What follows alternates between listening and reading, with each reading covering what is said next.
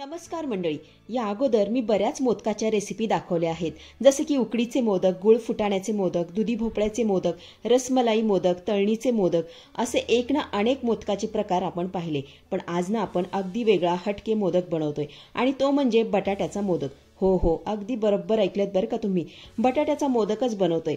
हा मोदक तुम्ही उपवासामध्ये सुद्धा खाऊ शकता. रेसिपी आवडल्यास एक लाईक नक्की करा. चला तर मग वेळ न घालवता लगेचच रेसिपीला सुरुवात करूया.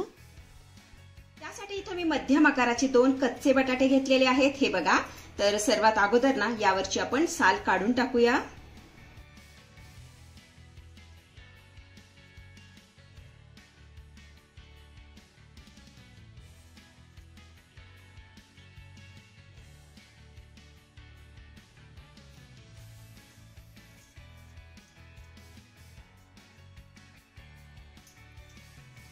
तर इथे तुम्ही बघू शकताय बटाट्यावरची साल मी काढून घेतलेली आहे. हे बघा. आता ह्या बटाट्याच्या ना आपल्याला फोडी करून घ्यायच्या. हे बघा, अशा गोल आकारामध्ये याच्या मी फोडी करून घेतेय अशा पद्धतीने.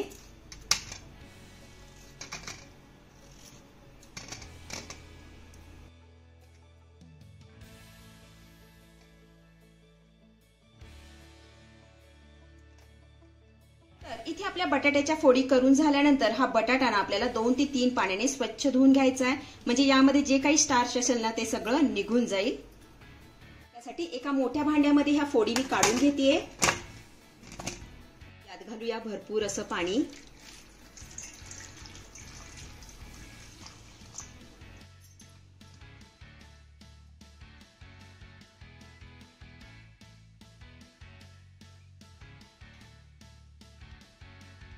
इथे मी ना हा बटाटा 2 ते 3 पाण्याने स्वच्छ धुवून घेतलेला आहे. आता काय करायचं, हा बटाटा ना आपल्याला वाफवून घ्यायचा आहे. त्यासाठी कढईमध्ये पाणी देखील आपलं चांगलं गरम झालेलं आहे. आता यामध्ये ना ही चाळण ठेवून घेतेय. त्यानंतर यामध्ये बटाटा घालूया.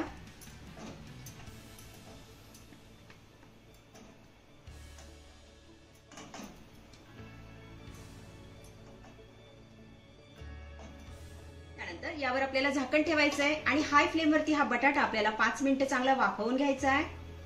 तर इथे 5 ते 6 मिनिटं झालेली आहेत. यावरचं झाकण काढूया. तर इथे तुम्ही बघू शकताय आपला हा बटाटा छान असा मऊसूद वाफवून झालेला आहे. हे बघा. आपण आता हा काढून घेऊया आणि थंड होण्यासाठी थोडा वेळ बाजूला ठेवूया. तर इथे मी एका ताटामध्ये हा बटाटा काढून घेते, म्हणजे पटकन थंड होईल.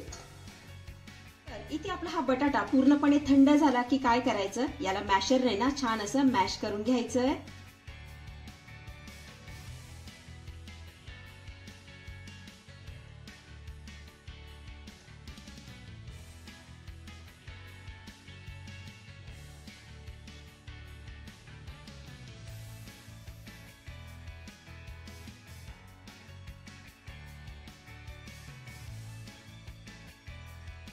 तर इथे तुम्ही बघू शकता आपला हा बटाटा छान असा बारीक मॅश करून झालेला आहे. हे बघा. आता हा बटाटा ना आपल्याला वाटीने मोजून घ्यायचा आहे.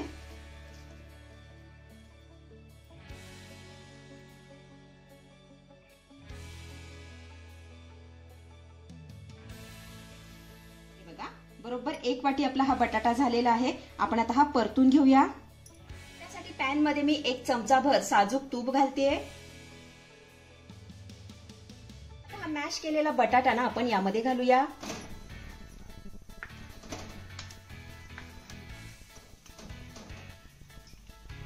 आता हा मॅश केलेला बटाटा आपल्याला तुपामध्ये 2 ते 3 मिनिटं चांगला परतून घ्यायचा आहे. त्यासाठी ना गॅसची फ्लेम आपल्याला कुठेही वाढवायची नाहीये. लो टू मीडियम फ्लेम वरतीच हा बटाटा चांगला परतून घेऊया.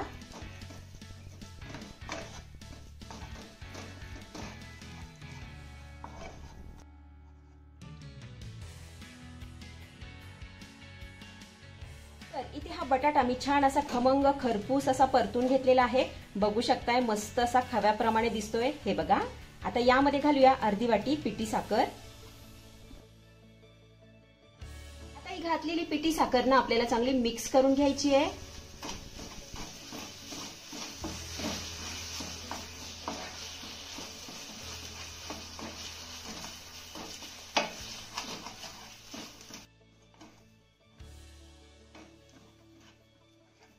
तर इथे आपली पिठी साखर चांगली मिक्स करून झाली की यामध्ये घालूया अर्धी वाटी मिल्क पावडर. सोबतच यामध्ये आपल्याला 1 वाटी डेसिकेटेड कोकोनट घालायचं आहे. त्यानंतर अर्धा चमचा वेलची पूड घालूया. त्यानंतर पुन्हा आपल्याला हे सर्व साहित्य 1 ते 2 मिनिटं चांगलं परतून घ्यायचं आहे.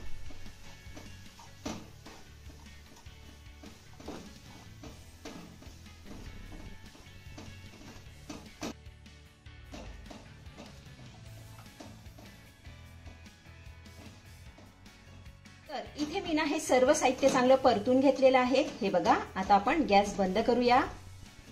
गॅस बंद केल्यानंतर यामध्ये आपल्याला 1 चमचाभर तुटी फुटी घालायची आहे. तुटी फुटी घातल्यामुळे ना आपल्या मोदकाला छान असा लुक येणार आहे. आपण आता ही छान अशी मिक्स करून घेऊया.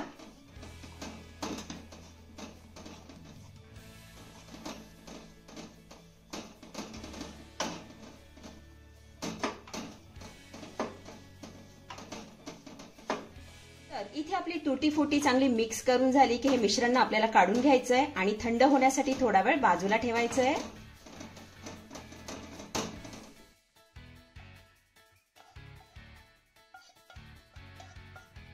मिश्रण मी काढून घेतलेलं आहे. आता हे पूर्णपणे आपण थंड करून घेऊया आणि मग मोदक बनवायला घेऊया. तर इथे आपलं हे मिश्रण ना पूर्णपणे थंड झालेलं आहे. आपण लगेच मोदक बनवायला घेऊया. त्यासाठी इथे मी ना मोदकाचा असा पट्टीचा साचा घेतलेला आहे. हे बघा, तर सर्वात अगोदर याला आपण तूप लावून घेऊया.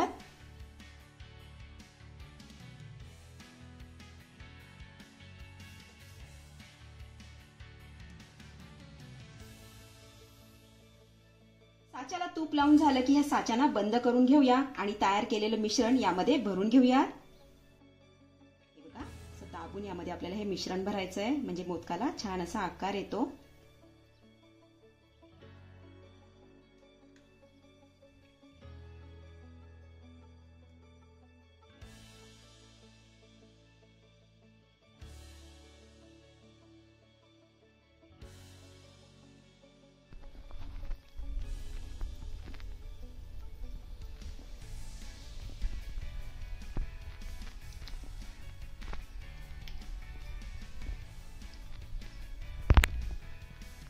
साच्यामध्ये मिश्रण भरून झाल्यानंतर हा साच्यानं आपल्याला उघडून घ्यायचा आहे. हे बघा, अशा पद्धतीने. तर इथे तुम्ही बघू शकताय मस्त असे देखणे आपले मोदक बनून तयार झालेले आहेत. हे बघा, आता अशाच पद्धतीने आपण सगळे मोदक बनवून घेऊया.